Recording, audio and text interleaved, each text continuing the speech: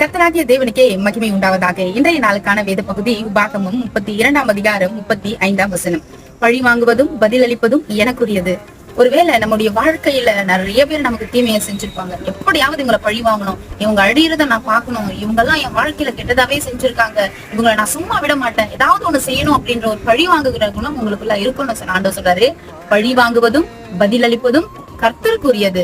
ஒருவேளை தேவனுடைய பிள்ளைகளாகிய நமக்கு விரோதமாக நிறைய பேர் சதி யோசனை பண்ணிருக்கலாம், நமக்கு கெட்டது பண்ணிருக்கலாம், நம்மளை அழ வச்சிருக்கலாம், நம்மளை நிந்திச்சிருக்கலாம், நம்மளை துன்பப்படுத்திருக்கலாம். ஆனா அவர்களை நாம் ஆசீர்வதிக்கணும். ஏன்னா அதைதான் நம்முடைய தேவனாகிய கர்த்தர் சொல்லி கொடுத்திருக்கிறார்.